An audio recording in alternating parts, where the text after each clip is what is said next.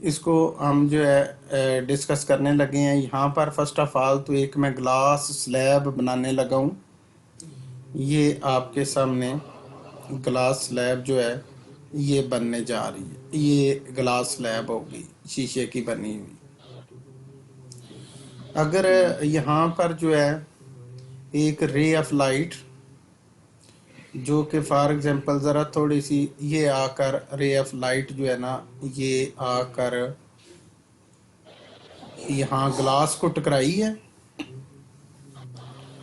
अच्छा जी, जब ग्लास को टकराई तो आपको पता है कि आने वाली रे को कहते हैं इंसिडेंट रे। ये आने वाली रे कौन सी है जी? Incident ray. जी, इंसिडेंट रे। ग्लास पे के पानी पे? ये एयर में जो आ रही है, एयर में से, एयर में ब्लू कलर से शो की है, ये इंसिडेंट रे होगी।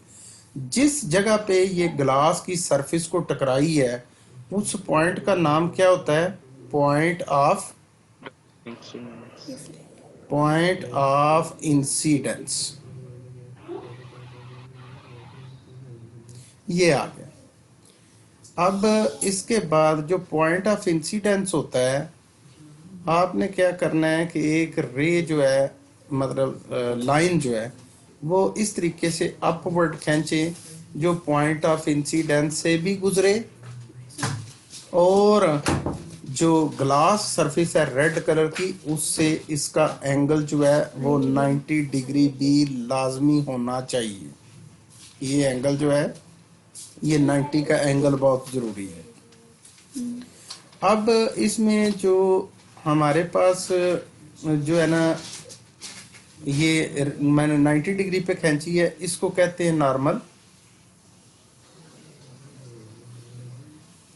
अच्छा, इंसिडेंट रे और नॉर्मल के दरमियान में जो एंगल होता है उसको रिप्रेजेंट करते हैं आई से।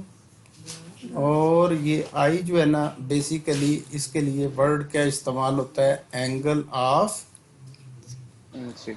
इंसिडेंस। एंगल ऑफ इंसिडेंस होना तो ये चाहिए कि जब ये रे एयर एक पतला मीडियम है जिसका एक वैल्यू होती है 1, रिफ्रैक्टिव इंडेक्स उसको कहते हैं, जो आगे जाके इसका आपको क्लियर होगा। रिफ्रैक्टिव इंडेक्स एक ऐसी वैल्यू होती है जिससे पता चलता है कि कोई मीडियम जो ट्रांसपेरेंट तो है लेकिन पतला कितना है। एयर सबसे रेयर मीडियम है, पतला मीडियम है, मालिक्यूल्स दूर दूर हैं, इसका रिफ्रैक्टिव इंडेक्स होता है 1। फिर उसकी निस्बत ग्लास जो है ना उसका रिफ्रैक्टिव इंडेक्स 1.5 होता है। It means glass is denser then air. और वाटर का रिफ्रैक्टिव इंडेक्स 1.33 होता है, तो इट मींस कि एयर से डेंसर हो गया वाटर और वाटर से डेंसर हो गया ग्लास। तो जो डेंसर मीडियम होता है ना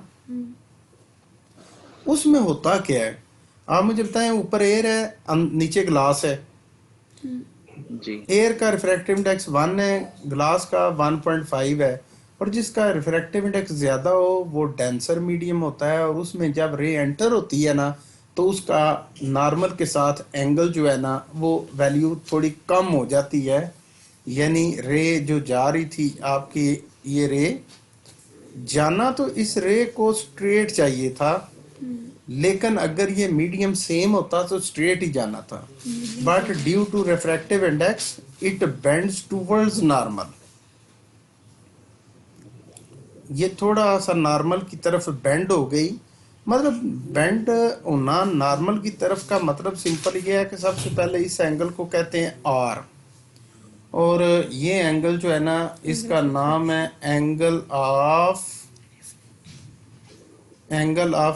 रिफ्रैक्शन। इसमें वो रिफ्लेक्शन नहीं होता, ये वर्ड क्या हो गया? Angle of refraction. जी बेटा रिफ्रैक्शन हो गया। डेंसर मीडियम में ये एंगल कम है, रेयर मीडियम में ये एंगल ज्यादा होता है।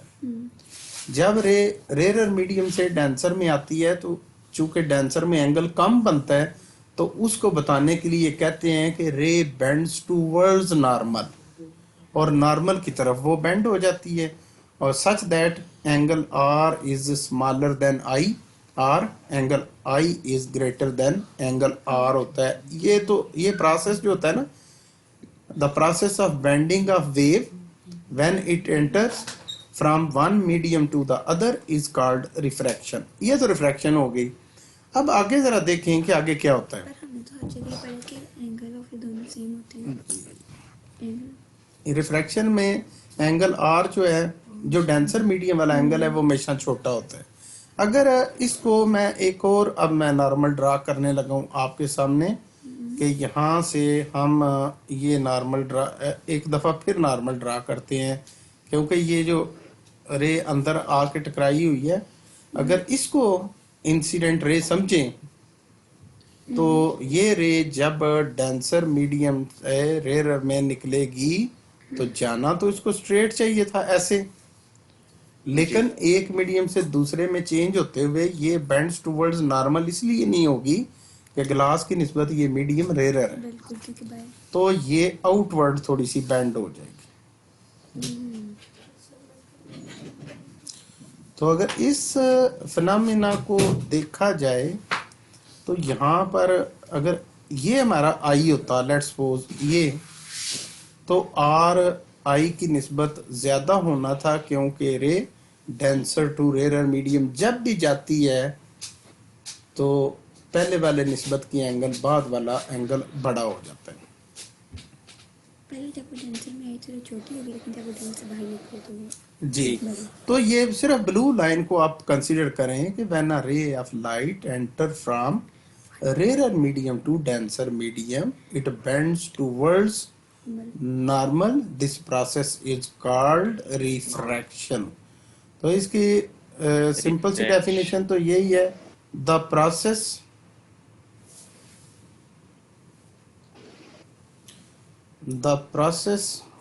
Of bending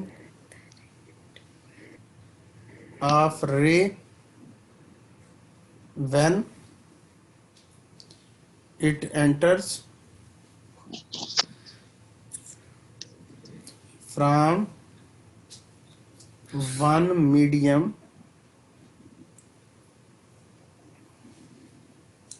to other is called refraction.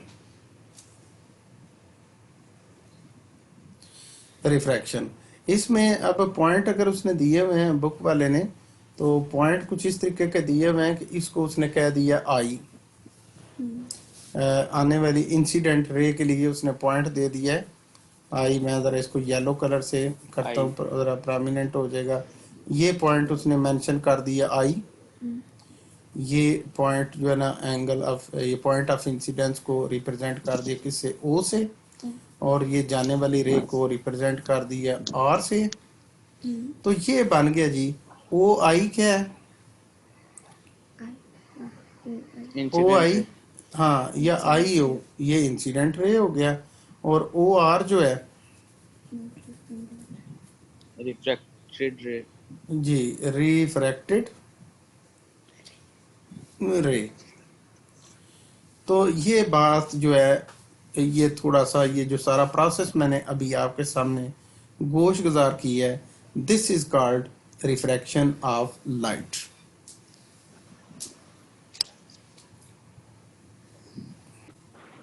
मैं